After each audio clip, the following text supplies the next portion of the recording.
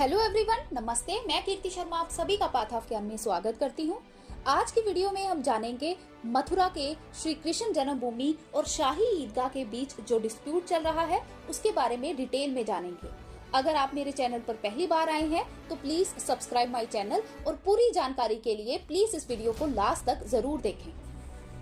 Hindu history में भगवान श्री कृष्ण का जन्म मथुरा में बताया जाता है। मथुरा में उस समय उनके मामा कंस का राज हुआ करता था और उन्होंने अपनी बहन देवकी और बहनोई वसुदेव को जेल में रखा था और वो जेल की जो लोकेशन है वो यही बताई जाती है जहाँ पर ये डिस्प्यूट चल रहा है।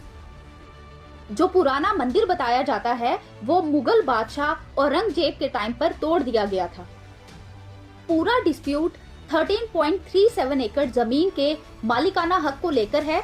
इस जमीन के 11 एकड़ में श्री कृष्ण का मंदिर बना हुआ है तो वहीं बाकी बचे 2.37 एकड़ में शाही ईदगाह बनी है। इसको लेकर वर्षों से विवाद चलता आ रहा है।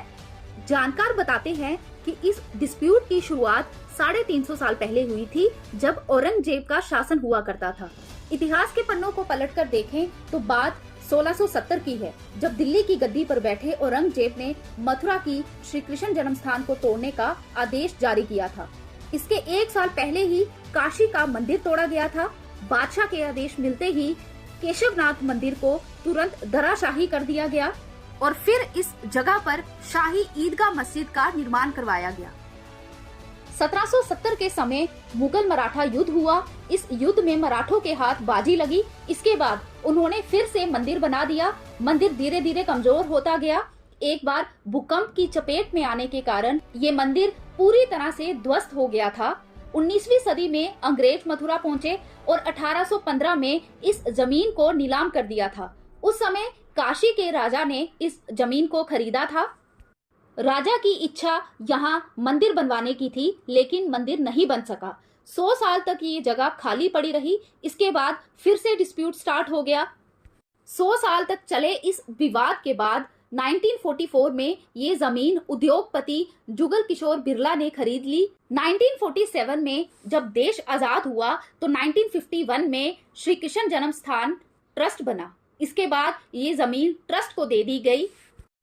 ट्रस्ट ने चंदे के पैसे से 1953 में मंदिर का निर्माण स्टार्ट करवाया जो 1958 तक चला।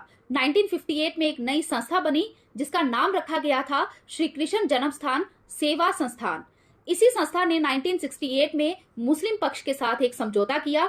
इस समझौते में कहा गया था कि जमीन पर मंदिर और मस्जिद दोनों रहेंगे। हालांकि इस समझौते का कभी कोई कानून वजूद नहीं रहा है क्योंकि ये कोर्ट द्वारा समझौता नहीं किया गया था। वो उन दोनों ने आपस में ही समझौता किया था और आज भी प्रेजेंट टाइम में ये मामला कोर्ट में पेंडिंग है। दोनों पक्षों के बीच तनाव और विवाद जारी है। हिंदू पक्ष का दावा है कि उन्हें अपने पवित्र स्थल पर फिर से अधिकार मिलना चाहिए। पिटिशनर्स का कहना है कि जिस जगह पर कृष्ण भगवान जी का जन्म हुआ है उसके अवशेष आज भी वहां पर मौजूद होंगे लेकिन वो खुदाई होगी, एक्सकेवेशन होगा तभी पता चलेगा और ये अवशेष मस्जिद के ठीक नीचे हैं तो इसका एक्सकेवेशन कराया जाना चाहिए जैसे कि अयोध्या में एक्सकेवेशन हुआ था और उसके बाद ही डिटेल में रिपोर्ट आई थी। तो ये थी पूरी डिटेल श्री कृष्ण जन्मभूमि और शाही ईदगाह के डिस्प्यूट को लेकर। श्री कृष्ण जन्मभूमि और शाही ईदगाह विवाद एक बहुत ही सेंसिटिव और एक कॉम्प्लेक्स मुद्दा है जो कि ऐतिहासिक, धार्मिक और कानूनी पहलुओं से जुड़ा हुआ है। ये विवाद भारतीय समाज के धार्मिक और सांस्कृतिक ताने बाने को प्रभावित करता है और इसके समाधान के लिए समझौता और आपसी सहमति की आवश्यकता है।